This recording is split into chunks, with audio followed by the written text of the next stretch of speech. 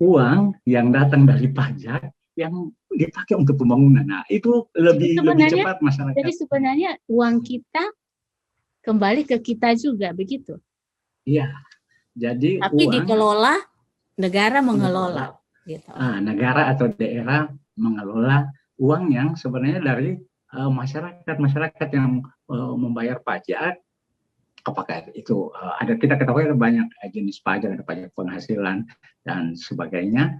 Itu kemudian dibayar dan negara lah atau daerah yang mengelola itu.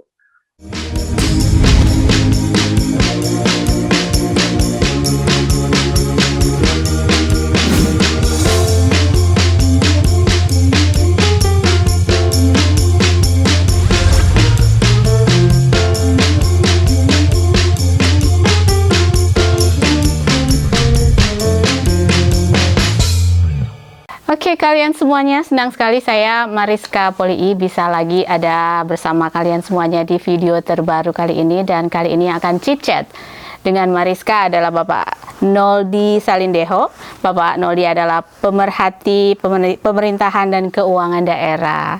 Selamat pagi di Manado, Pak Noldi. Senang bisa ada di channel saya. Selamat pagi. Saya masih baru, Pak Noldi. Udah banyak subscriber, saya masih belum, masih merintis. Ya, memang ada yang cepat, ada yang lambat, tetapi semua akan ke sana tergantung manfaat yang kita berikan. Sebenarnya berpikir aja itu banyak manfaat. Padahal perasaan saya duluan, Pak Noldi, kan? Atau saya duluan? Saya duluan kayaknya. Sebelum COVID saya udah duluan. Pantesan. Saya baru 8 bulan. Oh ya. Ya, masih merintis juga. Ya, saya mau sapa penonton dulu, penonton kita. Teman-teman, kalau di channel saya dipanggil para petualang. Pantesan. Oke, halo para petualang semuanya, senang bisa ada bersama Bapak Noldi Salindeho. Saya senang bisa collab ya. Terima kasih atas waktunya. Salam saya untuk semua petualang. Iya. Ini petualang, anyway, petualang obrolannya tentang keuangan daerah kah atau? Iya. Membicarakan banyak hal atau sebatas pemerintahan dan keuangan daerah atau?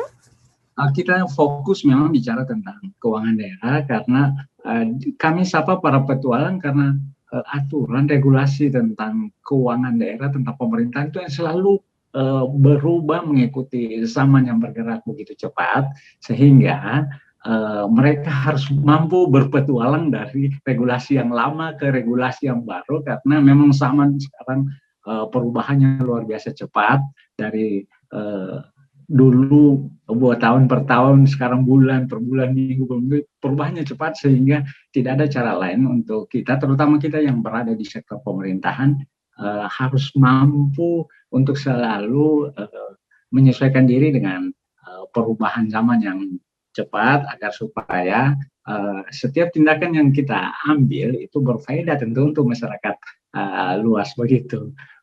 Gitu. Jadi karena kata Pak Noldi kan dia berubah-berubah tuh, berarti mengikuti zaman, mengikuti perkembangan yang ada. Sekarang perkembangannya kan kita kena COVID kemarin, berarti regulasi juga ikut berubah kan atau?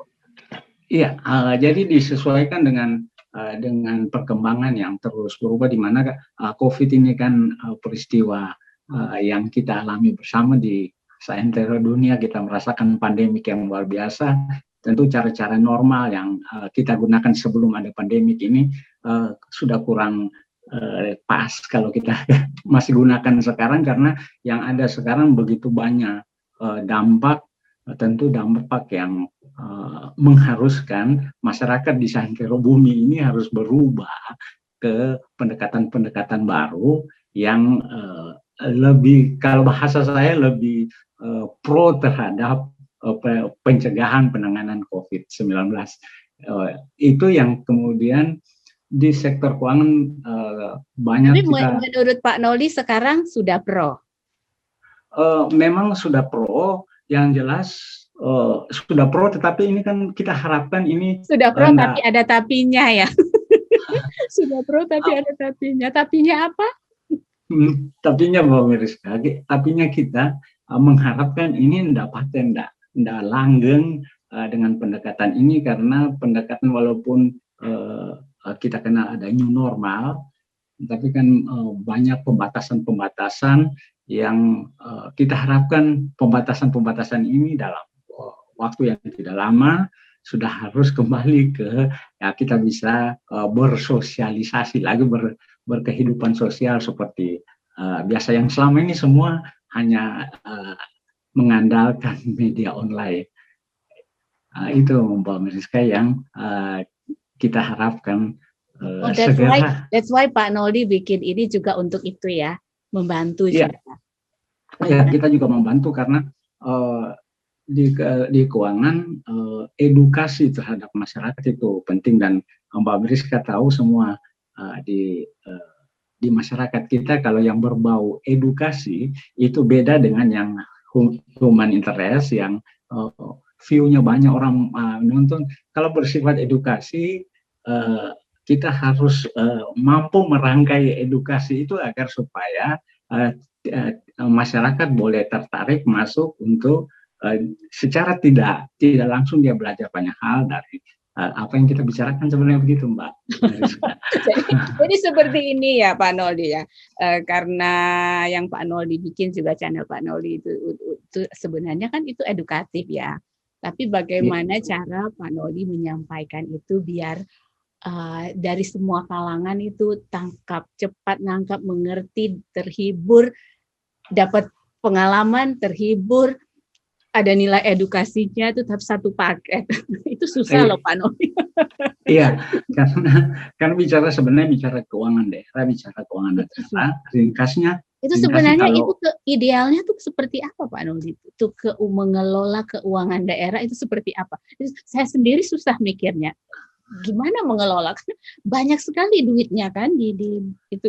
Gimana mengelola itu idealnya? Iya.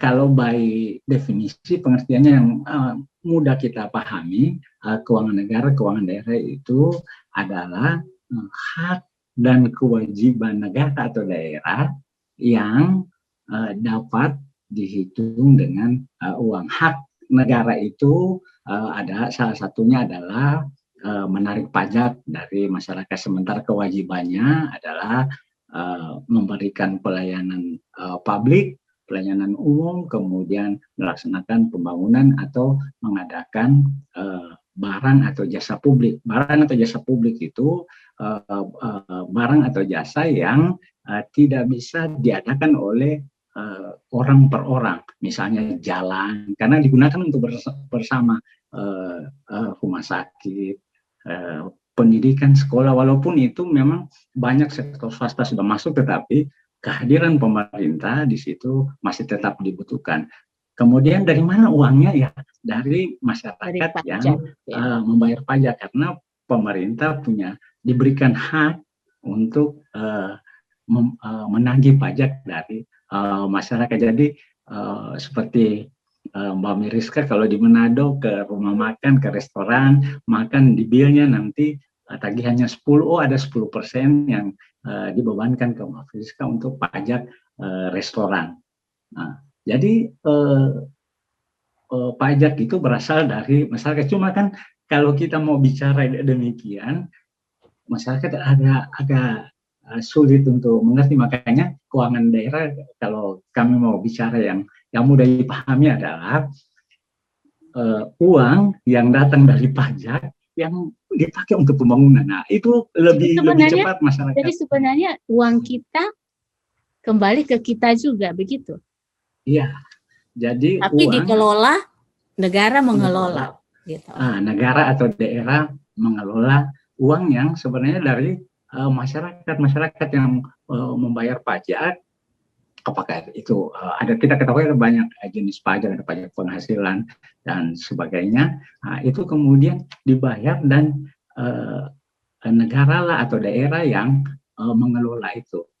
Berapa persen yang dialokasikan untuk pendidikan, untuk kesehatan, kemudian untuk pembangunan infrastruktur, dan sebagainya. Sekarang untuk mengelola itu kan dibutuhkan akuntabilitas dari pihak pengelola, di mana pihak pengelola selama ini adalah pemerintah. Karena akuntabilitas itu dituntut, maka kemudian di sana ada aspek kewajaran, kemudian ada ketaatan terhadap aturan. Nah, itu yang kita concern maksudnya itu. Aspek kewajaran apa itu, Pak Nodi?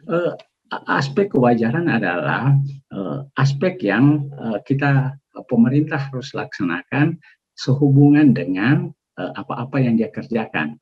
Misalnya wajar enggak kemudian pemerintah mengalokasikan biaya operasionalnya sekian banyak, kemudian untuk pendidikan sekian. Nah, itu yang dimaksud dengan aspek kewajaran itu, Mbak Meriska. Jadi saya nggak terlalu itu sih, Bang. Saya kalau ngitung-ngitung duit nggak terlalu. Memang, Mbak Meriska. Jadi kita tuh harus kita boleh nggak tahu sebagai masyarakat boleh tahu itu duit dipakai buat apa, kita boleh tahu. Ada nggak pemerintah daerah tuh transparan, ini loh pajaknya segini nanti dipakai buat ini diambil dari sini begini gitu. Kalau di sini kan iya, jadi ada dua instrumen utama yang dipakai masyarakat untuk sebenarnya mengontrol apa yang dikerjakan oleh pemerintah. Yang pertama, tapi itu jalan nggak, Pak Noldi? Itu jalan nggak yang masyarakat rata-rata kan tidak tahu. Saya sendiri tidak tahu. Saya tidak pernah mengontrol. Saya taunya bayar pajak juga nggak silakan bayar. Warga negara yang baik. Tapi kemana kontrol di mana nggak ngerti.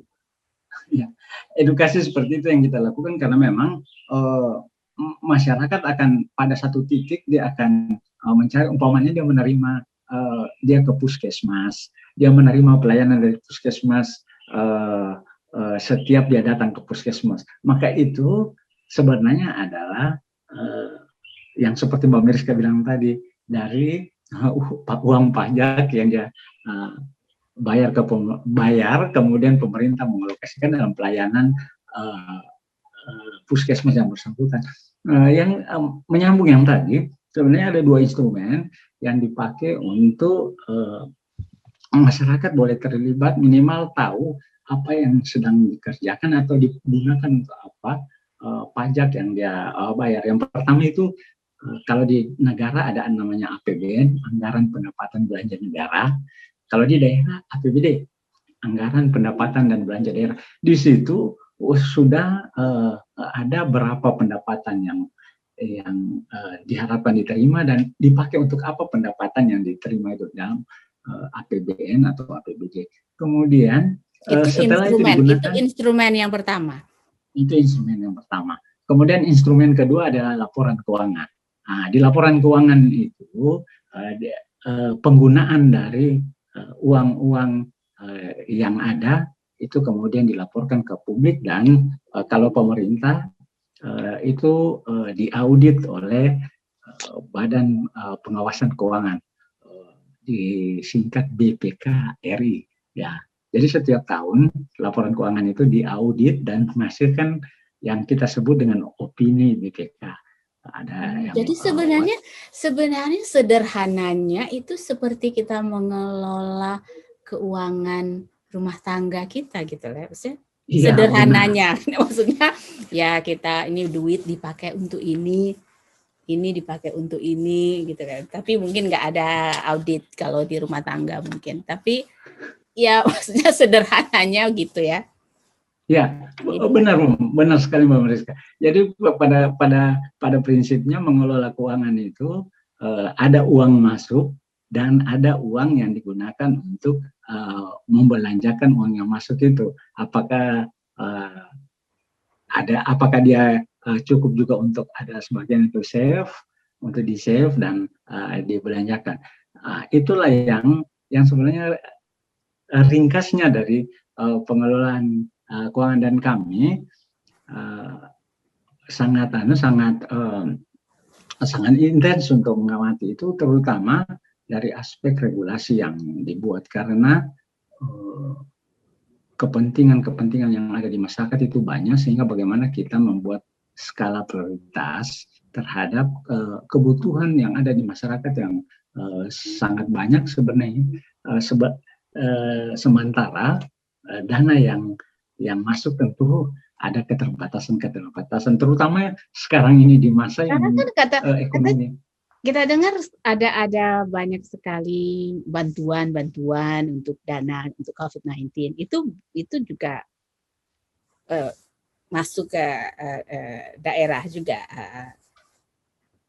Ya, di era keuangan daerah. Pandemi COVID-19 ini tentu banyak sektor, banyak ekonomi yang terpukul, sehingga kehadiran pemerintah lebih fokus ke bagaimana penanganan COVID-19 ini. Terutama kan banyak yang PHK, kemudian pedagang-pedagang kecil, kemudian yang bekerja kantoran dan sebagainya, yang untuk selama COVID ini sangat terganggu, sehingga di situ pemerintah hadir memberikan bantuan dan memastikan bahwa mereka setiap hari boleh makan, mereka setiap hari boleh merawat kesehatannya, dan tentu ini membutuhkan dana yang lumayan banyak. Yang kita ketahui kalau di daerah sumbernya itu ada yang dari pendapatan asli daerah, dan kemudian ada dari belanja transfer, dana transfer. Ada yang ditransfer dibantu dari pemerintah pusat, kemudian ada juga dari pemerintah daerah yang berkelebihan yang membantu, itu transfer antar daerah. Dari dua komponen besar inilah kemudian pemerintah harus membuat prioritas yang mana yang sangat-sangat dibutuhkan oleh masyarakat. Tentu kalau mengenai kemanusiaan tidak ada yang lebih tinggi dari skala prioritas itu.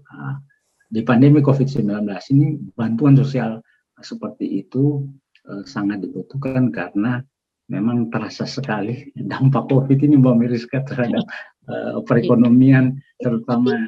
Tapi sorry, saya sekarang ke pajak, Pak Dodi. Itu yang kasihan, yang pendapatannya kecil, nggak turun, tidak ada, bayar pajak kan?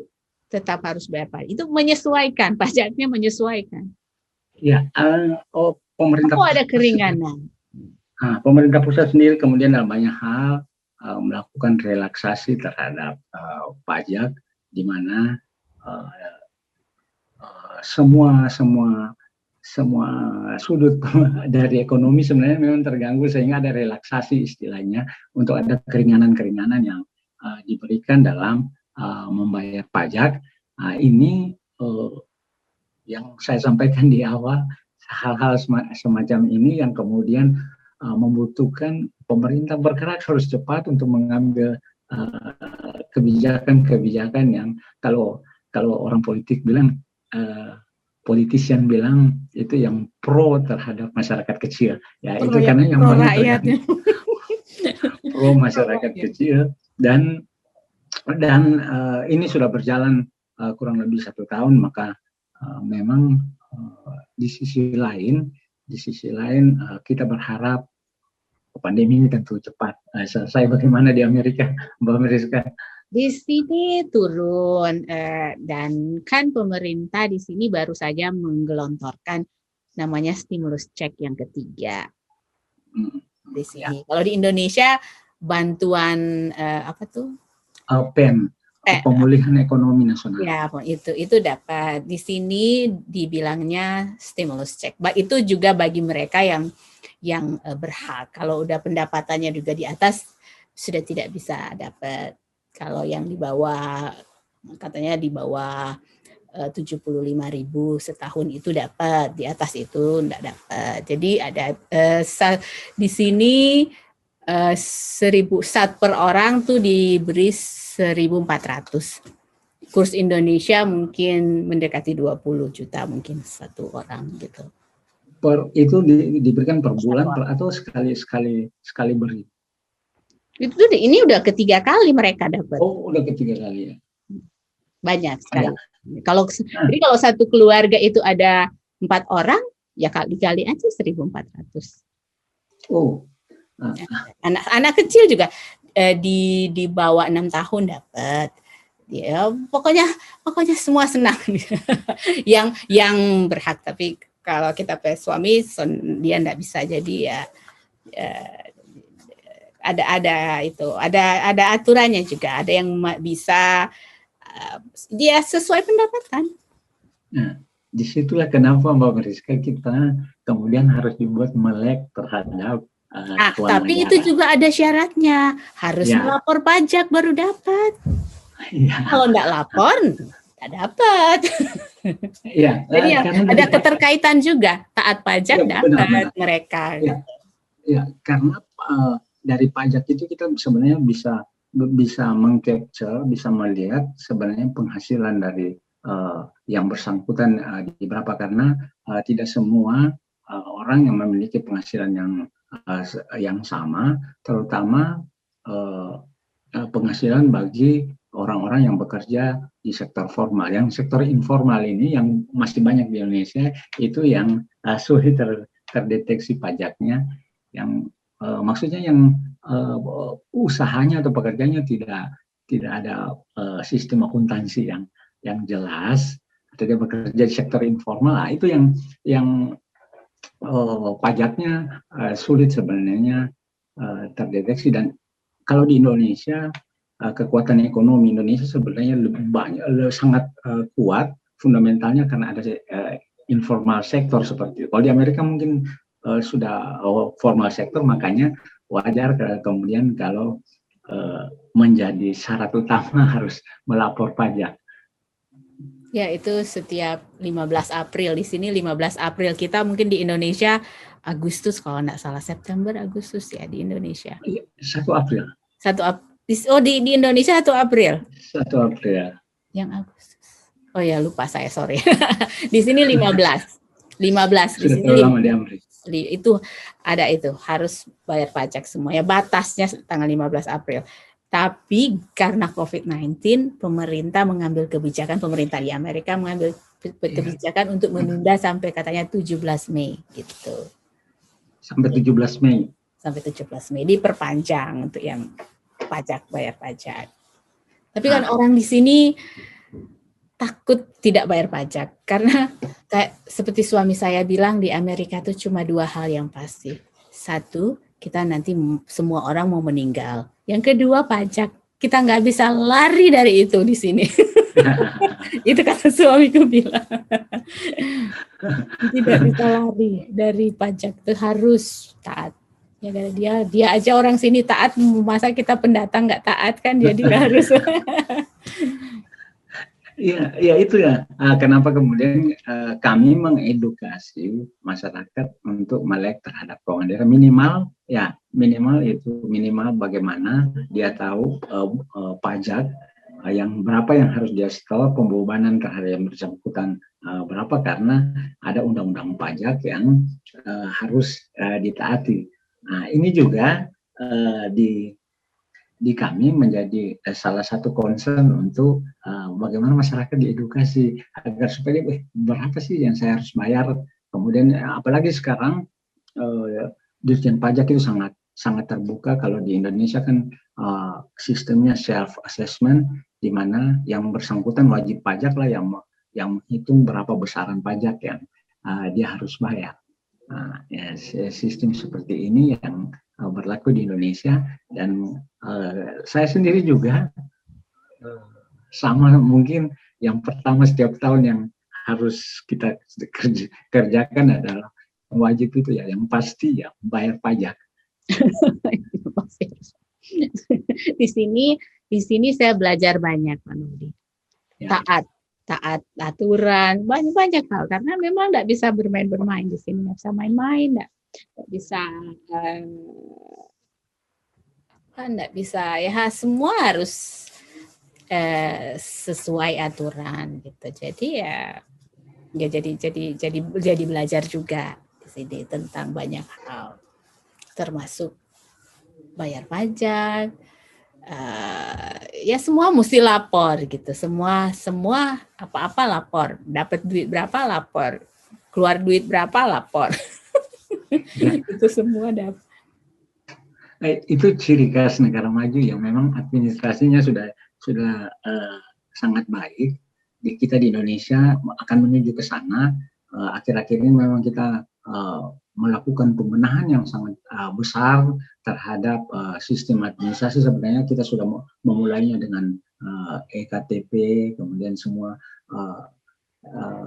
mulai lagi transaksi yang tunai sudah semakin dikurangi, sudah cashless, sehingga mulai menuju ke arah yang bagaimana pada intinya agar supaya pengadministrasian yang ujung-ujungnya ke keuangan boleh teradministrasi dengan baik, boleh dipertanggungjawabkan dengan baik. Kalau kami terus tanpa henti mengedukasi masyarakat untuk hal tersebut, dan memang tidak semudah memberikan telapak tangan, mungkin tidak cepat tetapi pelan tapi pasti, atau cepat dan pasti kita lakukan hal-hal yang seperti itu. Selain itu juga kita mendorong kebijakan-kebijakan pemerintah agar supaya yang tadi Mbak Mariska bilang pro rakyat, kemudian cocok dengan perubahan zaman yang begitu cepat dan luar biasa sekarang ini. Kalau di Indonesia, selain sekarang ini yang sedang berlangsung, selain bantuan sosial untuk bagaimana menangani dampak dari COVID-19, juga sekarang sementara dilakukan vaksinasi, dan vaksinasi itu juga membutuhkan biaya karena Mbak Mariska bisa dari pajak ya, Pak? Bagaimana? Duit dari buat vaksin itu ambil dari pajak juga. Iya, dari keuangan negara, pada intinya dari pajak. Nanti Mbak Mariska boleh update bagaimana di Amerika. Kalau di Indonesia itu semua gratis untuk semua kalangan, gratis. Ya, sama gratis. Oh, sama. Sehingga memang pembiayaannya diambil dari keuangan negara, yang tentu sumbernya dari pajak yang kita bayar. Kalau itu pun masih kurang, kalau negara masih kurang dananya, negara boleh melakukan pinjaman tentu dengan batasan-batasan dan syarat-syarat yang sudah ditentukan agar supaya tidak sembarangan untuk melakukan pinjaman. Tetapi pada intinya pemerintahan hadir untuk bagaimana pada saat sekarang ini masyarakat boleh sangat terbantu lah, memastikan kesejahteraan sosial di masyarakat. Begitu kalau di Indonesia demikian yang jadi prioritas selama ini. Ini lumayan tinggi loh pendapatan, 30%, 30-35% kalau nggak salah dipotong penghasilan. Biasanya kalau di negara-negara maju yang kalau mengenai pajak terutamanya pajak penghasilan itu selalu sifatnya progresif. Nanti pada penghasilan sekian ada 10%, naik 15%, 20, 25, dia progresif sesuai dengan penghasilan yang diterima. Dan itu sebenarnya pajak selain untuk tujuan tadi yang disampaikan menjadi salah satu sumber pendapatan, tapi pajak juga Mbak Mariska sebenarnya tujuannya adalah mengurangi ketimpangan antara yang kaya dan yang miskin.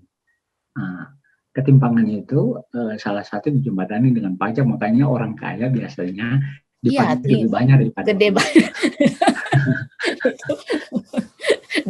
Jadi di sini orang pikir, gaji besar, ini pendapatan besar, pasti itu jangan salah, itu pajaknya tinggi sekali. Iya demikian memang, sistem pajaknya progresif, jadi semakin tinggi penghasilannya, maka pajak yang dibayar harus semakin besar, karena salah satu tujuan dari pajak mengurangi ketimpangan antara yang kaya dan yang miskin, ketimpangan pendapatan maksudnya. Dan ini berlaku juga di banyak, terutama di negara-negara maju itu sudah terasa. Di daerah yang saya rasakan itu pajak progresif itu juga di kendaraan. Jadi yang pemilik 2-3 kendaraan itu pajaknya udah beda-beda, nggak sama semua. Ini sekarang pajak lebih besar ya kalau sudah lebih dari satu kendaraan. Nah, itu sebenarnya banyak tujuan lain dari apa tuh tujuan dengan pajak. Yang tujuan lain dari kalau di pajak kendaraan tadi agar supaya sebenarnya ditujukan orang tidak membeli mobil semakin banyak, kalau perlu transportasi publik dimaksimalkan. Tapi kalau di Manado transportasi publik kayaknya semakin berkurang. Cuma ada kalau di sini orang di sini banyak sekolah lebih ya ada hal-hal kita pakai mobil pribadi, tapi ada banyak hal juga yang lebih itu. Tapi kan sekarang karena COVID-19 ya agak sedikit berbahaya penyebarannya kan kalau naik bus. Tapi kalau normal itu banyak yang menyukai di sini ya, karena nyaman, transportasi itu nyaman, terus murah. Jadi bayarnya cuma sekali di sini, naik bus sekali. Pulangnya kalau sama arah udah tinggal kasih tiket yang pertama kali itu gratis. Jadi bayarnya cuma sekali. Kereta juga cuma bayar sekali. Pergi, pulangnya sudah enggak bayar. Masih pakai yang kupon yang pertama yang kita beli. Jadi tadi kita bicara dari sisi pendapatan, bagaimana bayar pajak dan sebagainya. Tadi ini kemudian dari segi pelayanan pemerintah, seperti transportasi tadi, transportasi publik itu di bagian belanja pemerintah. Jadi tadi di pendapatan dapat dari pajak, kemudian dari belanja ya salah satunya itu bagaimana pemerintah mengalokasikan dana yang masuk pajak dari masyarakat itu ke barang-barang publik, seperti yang tadi bagaimana menyediakan transportasi publik yang layak, nyaman, tentu dan aman. Nah, ini yang memang di Indonesia juga sementara diusahakan di kota-kota besar di Indonesia mulai menerapkan hal tersebut. Demikian juga pendidikan, kemudian kesehatan. Itu barang-barang publik yang disediakan lewat pembangunan yang dipakai dari pajak yang dibayar oleh masyarakat. Nah, itulah sebenarnya yang tidak disadari, ini area dari keuangan negara, keuangan daerah yang sementara kita edukasi terus ke masyarakat, terutama kita memberikan masukan ke masyarakat agar supaya ini yang pemerintah lakukan, ini pajak yang kalian setor, ada dalam hal-hal tertentu di mana masyarakat pasti merasakan itu, dan kalau pelayanannya jelek, saya kan sudah bayar pajak dan sebagainya. Begitu Mbak Meriska. Sebenarnya Mbak Meriska tadi bilang, saya tidak pernah tahu itu, padahal dalam wujud lain itu yang selalu kita rasakan. Begitu, Mbak. Sebenarnya ada gunanya juga kita tahu, karena dengan rajin membayar pajak, taat pajak, kita tuh sebenarnya ikut membantu itu yang fasilitas publik atau apa, dengan kita rajin membayar pajak gitu kan, kita ikut membantu juga pemerintah untuk fasilitas publik gitu mungkin. Iya benar. Itu yang jadi di masyarakat kewajiban membayar pajak itu ada kewajiban, karena kewajiban berarti pemerintah mempunyai hak untuk memaksa orang untuk membayar pajak. Tetapi pemerintah juga wajib untuk mengalokasikan itu ke masyarakat dalam wujud lain, dalam wujud pelayanan publik, dalam wujud pembangunan infrastruktur, jalan, tol, pelabuhan, bandara, gedung-gedung sekolah. Kalau di sini ada misalnya penahan ombak, nah, itu semua dibangun dari uang yang dipakai masyarakat. Karena itu setiap 5 tahun sekali kemudian masyarakat berbondong-bondong untuk datang memilih pemimpinnya. Kan dari pemimpin itu yang kemudian dipilih orang yang capable, yang dapat dipercaya untuk mengelola uangnya. Yang kita bicara setiap 5 tahun sekali kemudian kita diedukasi, kita akan memilih siapa yang memimpin kita. Di balik kata siapa yang memimpin kita itu sebenarnya kita sementara mengambil keputusan untuk memilih siapa yang orang yang bisa kita percaya untuk mengelola pajak yang akan kita setor ke negara atau ke daerah. Begitu Mbak Mariska. Jadi di sini juga ada hal yang saya lihat menarik karena representatifnya yang kayak anggota dewan kalau di Manado itu mereka meng-email progres mereka mau bikin apa. Nah, ini loh kita udah ini nanti bill-nya ini kita rencana ini terus nanti ini begitu sudah dijadikan seperti undang-undang atau apa tuh mereka sekarang ini jadi disiap-siap lah untuk kesehatan bla bla bla bla bla untuk bantuan pendidikan ini mereka email. Jadi konstituen mereka tahu apa yang mereka bikin apa di email satu persatu. Nah, itulah responsibility dari pejabat publik sebenarnya yang diharapkan bersama, karena masyarakat punya hak untuk mengetahui dia meminta atau tidak. Sebenarnya dia harus disodorkan ada pertanggungjawaban publik terhadap uang-uang negara yang dipakai oleh pejabat publik untuk alokasi apa saja. Nah, kalau ada di Amerika begitu, semoga yang mendengar ini kawan-kawan kita di legislatif ini. Maafkan saya bukan bermaksud untuk cuma sedikit berbagi di sini yang saya alami seperti itu, bukan.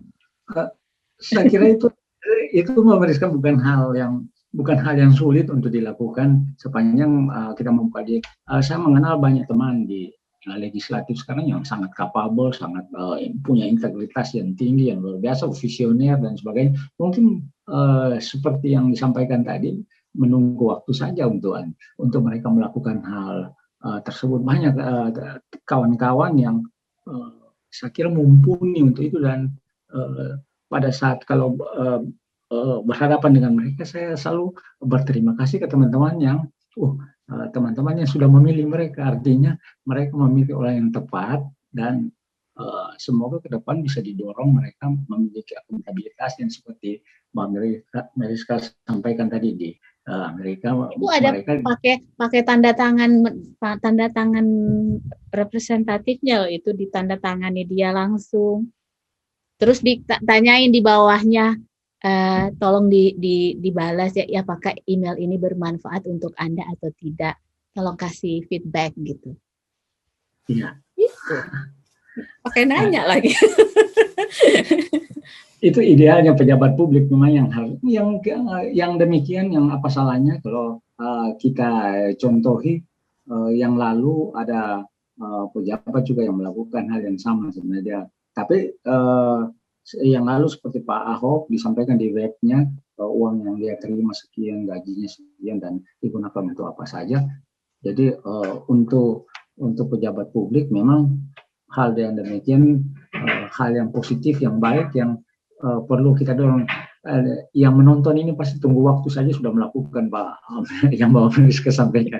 Kita harapkan di Sulawesi Utara dulu agar kita bisa melihat ada pejabat publik yang menjadi pionir melakukan hal-hal yang positif seperti itu, Mbak Mariska. Iya, tapi saya melihat progres dan perkembangan yang sangat signifikan juga di Sulawesi Utara ya. Saya berharap semua, dan saya juga berharap petualang-petualang di mana saja berada itu bisa lebih giat berkampanye untuk memberikan edukasi agar melek pajak gitu. Masyarakat mengerti apa sebenarnya idealnya pengelolaan keuangan dan keuangan negara, keuangan daerah atau yang begitu-begitu. Karena selama ini kan orang tidak terlalu begitu, bukannya, saya rasa bukan mereka mungkin tidak bisa dibilang kurang peduli atau bagaimana, atau mungkin apalagi anak-anak muda malas ya mikirin begitu kan, malas. Karena memang mereka berpikir ini kewajiban kita untuk bayar pajak, dan mungkin dipikir kewajiban orang tua, kewajiban orang tua. Mereka masih muda, mungkin belum. Iya. Kemudian yang selalu kita temui, mereka juga mau melihat ini digunakan baik atau enggak. Apa sih pisau analisisnya untuk pakai itu? Yang kemudian yang kita selalu dorong mereka melihat dari minimal ada 5E, Mbak Mariska. Efektif, ekonomis, efisien, ekonomis, equality, dan equity. Dia harus efektif, dia harus efisien, dia harus ekonomis, dia harus menjamin rasa keadilan, dan dia harus juga menjamin ada pemerataan dalam pengelolaan keuangan. Jadi ada 5E itu yang kita dorong terus. Kalau kalian mau bingung pisau analisis apa yang bisa dipakai untuk melihat pengelolaan keuangan daerah, ya kita minimal digunakan 5E ini: efektif, efisien, ekonomis, equality, dan equity. Jadi 5 hal itu harus dilihat oleh masyarakat. Apakah itu, karena tidak semua yang efisien itu mencerminkan keadilan dan pemerataan. Pemerintah sekarang kemudian sangat memperhatikan aspek pemerataan itu. Makanya kalau Mbak Mariska datang ke Manado sekarang, ke Pulau Miangas yang jumlah penduduknya kurang lebih kalau tidak salah 1.000 atau berapa, dia sudah punya bandara sendiri karena menjamin ada pemerataan tersebut. Kalau dilihat dari sisi ekonomisnya, hitungan ekonomisnya itu tidak ada untungnya, tetapi karena melihat dari pemerataan, dari keadilannya, itu masuk. Jadi lihat dari 5E yang tadi untuk memandang bagaimana pemerintah bekerja mengelola keuangan negara dan keuangan daerah. Gitu. Waduh, kita jadi bicara panjang lebar. Terima kasih, ini jadi tambah pengetahuan tentang idealnya mengelola keuangan daerah. Sama-sama Bu Mariska. Yes. Artinya kita mendorong sebenarnya masyarakat untuk peduli, dan apabila pemerintah kita biarkan tidak terkontrol, tentu semua hal yang tidak terkontrol itu cenderung untuk dalam tanda petik untuk korup. Power tends to korup ya, Mbak Mariska. Tetapi minimal masyarakat ada menyisihkan sedikit kepedulian, dan sedikit kepedulian itu tidak cukup kalau kita tidak edukasi hal-hal apa yang boleh kita kontrol. Selain kita ketahui ada legislatif yang juga mengontrol pemerintah dalam bekerja mengelola uang yang sudah capek-capek dikumpul masyarakat, kemudian harus dialokasikan ke hal-hal yang tentu membawa masyarakat yang lebih maju, lebih sejahtera. Itu kita jadi agak berat ya bicara, maaf ya para petualang agak berat. Saya mau yang ringan, tapi Pak Noli bicara berat semua deh. Saya sebenarnya yang ringan. Saya mau tahu itu Pak Noli sekarang dengar musik apa gitu, suka musik apa gitu. Kita sebenarnya pengen tahu ini, biasanya petualang itu sukanya musik-musik yang bagaimana. Terakhir kita menutup pembicaraan ini menjadi lebih ringan dan menghibur. Saya lebih Udah lari dari apa nih konteksnya aja, tapi tidak apa-apa lah ya. Petualangan biasanya sangat apa ya, fleksibel. Ya, kalau dalam aturan itu saya selalu up to date, mengikuti perkembangan terbaru dari aturan keuangan. Kalau di musik masih yang suka yang jadul-jadul, Chrisye, kemudian slang, kemudian saya suka juga Dewa 19, yang masih yang jadul-jadul. Mungkin kalau yang kekinian, yang lebih kekinian ya sekedar menikmati saja mendengar. Begitu Mbak Mariska. Tapi kalau pagi ya karena dibesarkan dalam pendidikan Kristiani yang ketat, sehingga kalau pagi itu lagu rohani lah ya didengar. Gospel. Masih gospel. Nanti siang baru slang dan lain-lain. Biasanya malam atau kalau lagi jogging sambil dengar lagu. Terutama saya suka sekali dengan slang Iwan Fals yang liriknya banyak kritik sosial. Kalau kritik sosial itu kan saya banyak terlibat di pemerintahan. Kritik sosial tapi sampai saat ini kan masih relevan ya? Ya, masih relevan. Itu yang saya suka, lirik-liriknya yang walaupun jadul-jadul tapi masih relevan.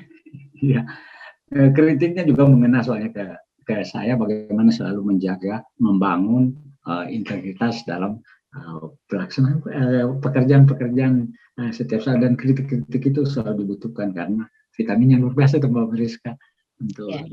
Kalau kita juga tidak pernah dikritik, kita jadinya tidak tahu, kita nanti jadi berpikir kita benar semuanya atau gimana. Kalau ada kritikan itu jadi gitu kan, harus ya bagus lah kalau tapi kan tidak semua orang terbuka terhadap bisa menerima kritikan. Ada yang marah atau tersinggung, begitu kan. Kalau sekarang sih lebih saya lihat teman-teman yang terutama yang pejabat-pejabat publik sudah lebih terbuka terhadap kritik, yang justru yang sekarang yang kita hadapi ya bagaimana tidak didengar saja, tetapi harus menjadi kontrol untuk agar supaya bekerja dengan jauh lebih bagus lagi. Oke, terima kasih Pak Noldi Salindeo, terima kasih banyak. Saya banyak belajar saya banyak mendapatkan edukasi. Seperti kuliah ini sama Pak Noldi tentang mengelola keuangan daerah. Saya nggak terlalu paham, tapi hadir di channelnya Petualang jadi paham. Jadi kalau saya sapa channelnya Mbak Mariska, apa lagi nama channelnya? Channelnya kan tuh channelnya M&M Enterprises 2020. Tapi kontennya itu Planet Earth, What's Going On, Chit Chat with Mariska. Yeah. Maksudnya ya itu juga apa ya? Kenapa Planet Earth, What's Going On? Itu karena kan saya di Amerika, penonton di Indonesia, dan nanti saya mau banyak orang juga akan hadir di sini, bisa chit chat nanti ke depannya. Terus chit chat with Mariska ya chit chat, ngobrol jarak jauh dengan saya. Nanti kalau misalkan sudah bisa lagi sudah tidak ada lagi COVID-19, dan ini sudah bisa podcast, jadi sudah bisa mengundang orang lain untuk datang gitu, enggak? Atau kalau jauh Indonesia kan masih gini, chit chat with Mariska itu jadi saya manggilnya kalian semuanya karena bingung itu ya. Jadi ya cari-cari kontennya itu ya, jadi chit chat gitu. Jadi bukan saya pakai chit chat supaya tidak terkesan saya mewawancarai atau terkesan akrab, ngobrol santai gitu, karena kan kata Pak Noldi tadi kalau terlalu serius orang nanti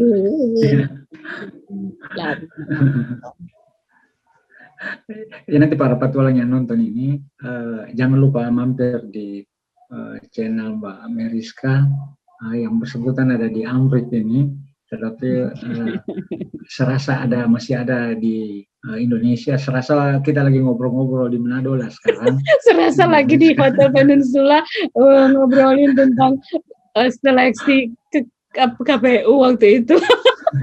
Ya. Saya jadi ketawa, tapi nggak apa-apa. Itu pengalaman luar biasa dan saya belajar banyak juga. Saya mengambil positifnya dari situ. Saya banyak belajar juga. Oke, kita nggak usah membahas panjang lebar. Tapi ya karena kita kan kenal Pak Noldi dari situ justru kan. Iya benar-benar. Kenal Bapak dari situ dan sama-sama dan kemudian pindah ke Amerika. Oke, nanti yang para viewers juga M&M Enterprises 2020 main ke channelnya Pak Noldi. Para petualang. Channelnya Petualang Ide. Nama Petualang Ide, Petualang channel Pak Noldi Petualang Ide. Subscribe, jangan lupa. Jangan lupa juga subscribe channel saya. Oke, terima kasih Pak Noldi. Salam buat istri, anak-anak, teman-teman semuanya, terutama Petualang Ide, rekan-rekan di sana. Terima kasih. Terima kasih. Bye. Salam sehat. Salam sehat, oke, itu dia tadi kalian semuanya, Cicet Mariska bersama Bapak Noldi Salimbo. Dan seperti biasa di akhir video ada tips dari Marty Lyons. Ini. Hello, welcome back to another tip from Marty. Today we're going to talk about humility. So, I'm pretty good at what I do, and I'm here to help you figure out how to solve your problems and all that. So just get out of my way and I'll take care of stuff. Obviously, you can see from my gestures and my tone and the look on my face that when I say something like that, I'm being pretty dismissive. I can't think of a worse way to approach a group of people than to come across like that even though you may have a lot of expertise and you probably know exactly how to fix things, imagine how that comes across as somebody else, because what you're saying may be politely and well-intended, is, hey, I came into the area here, a higher level person asked me to help work on this area and help you improve your outcomes here and make things work a little bit better for you. Sound good to you? And what people frequently hear is through the gestures and the tone and maybe the attitude is, I'm here to help fix what you do because you don't know enough about what you do to figure it out on your own. Are you ready to help? And that's where the people go like this. They do not want to have anything to do with that. So the point I'd like to make there is that when you come in with a lot of humility and understanding that we really generally don't, unless we've done that job ourselves many, many times, we generally don't understand how to do that work.